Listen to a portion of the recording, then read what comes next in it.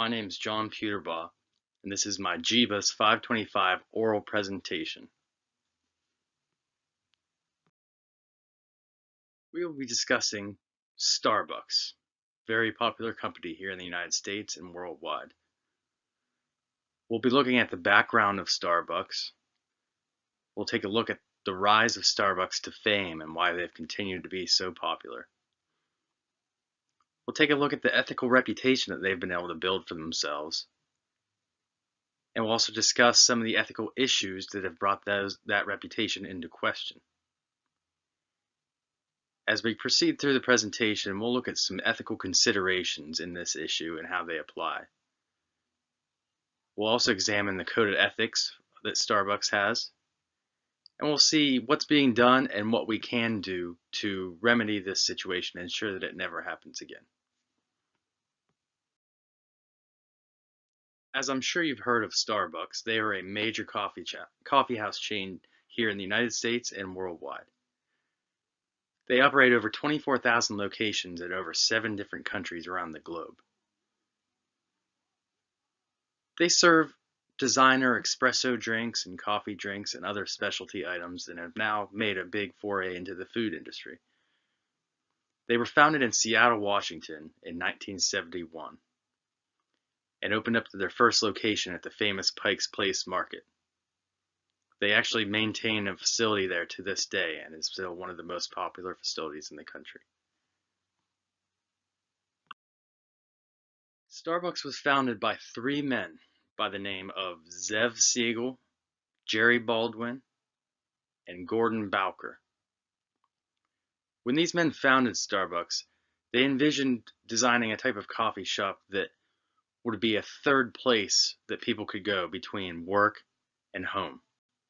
This third place would provide an atmosphere of fellowship and a quiet place where people could read a book or work on schoolwork or work on work outside of work.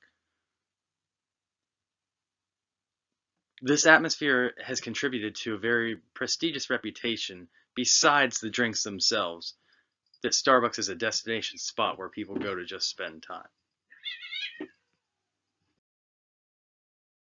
Shortly after its founding, the 3 men that created Starbucks hired a man by the name of Howard Schultz.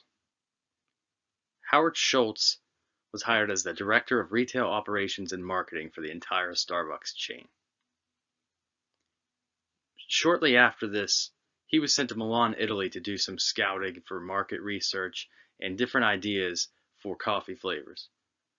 While in Milan, Italy, he was impressed with the way that the little cafe shops operated and the environment in which they operated, and created a sense of social fellowship and a quiet place to just spend some time and hang out. When he returned from Milan, he brought this creative vision back to the 3 original founders.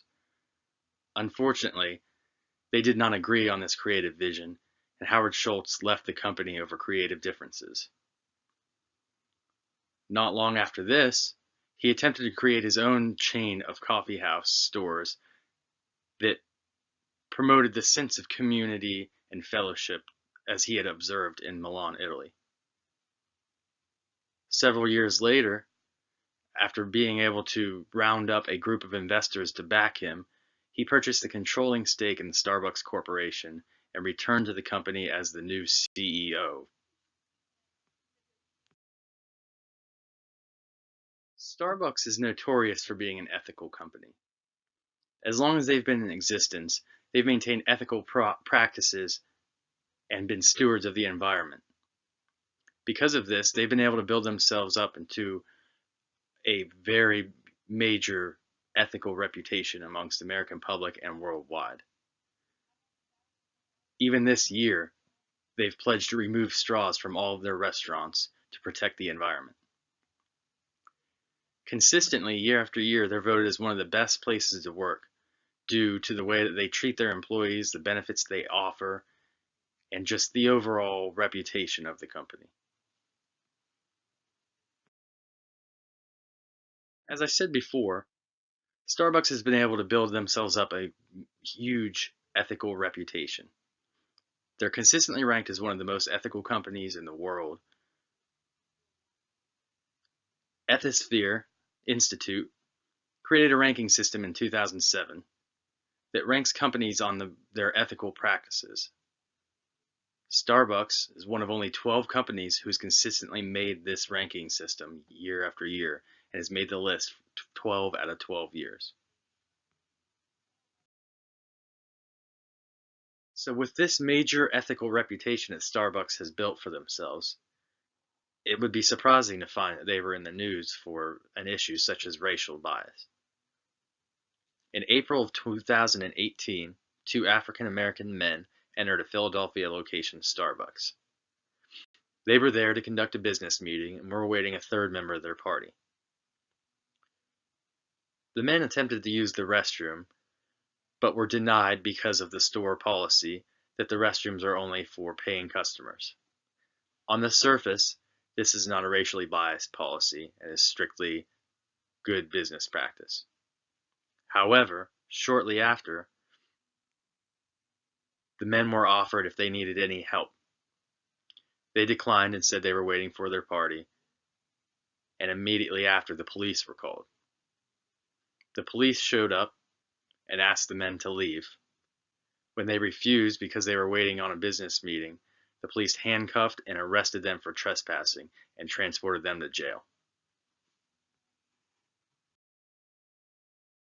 As this situation was developing, several people filmed the situation that was unfolding and posted it to social media. Overnight, there was immediate backlash and concern for the racial bias and discrimination that these men faced. Opponents argued that if these men had been Caucasian, they would have not been asked to leave and would not have been arrested and taken to jail. Many people argue that this is part of an overall pattern countrywide that is very troubling on the basis of racial bias and discrimination. Looking at this situation, there are several ethical issues in question.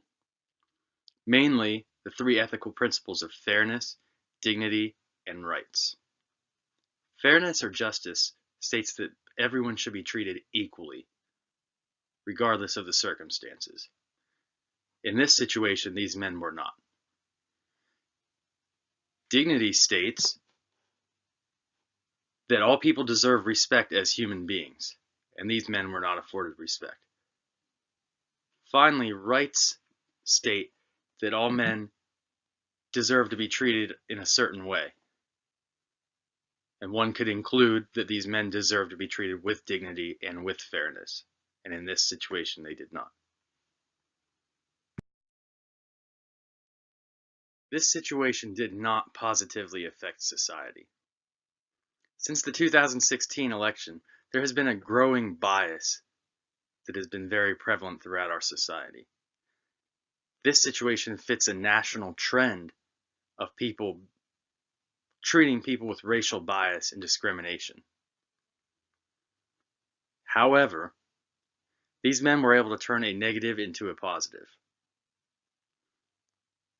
When they were released from prison, the next day they met with the CEO, Kevin Johnson. In addition to this, they discussed things of posting the Bill of Rights in all of Starbucks stores, creating new policies on customer ejections, and requiring independent investigations of all complaints of profiling and racial discrimination. In addition to this, Starbucks closed all 8,000 U.S. locations in May of 2018 to perform mandatory racial bias training. By working with the CEO, these men were able to take a negative situation and turn it into something constructive and positive.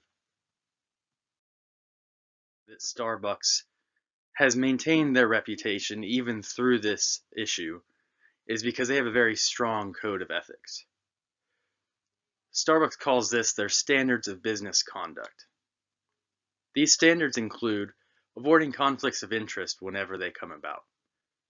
Employees and corporate men should refuse all gifts. Starbucks is vowed to comply with domestic and foreign law.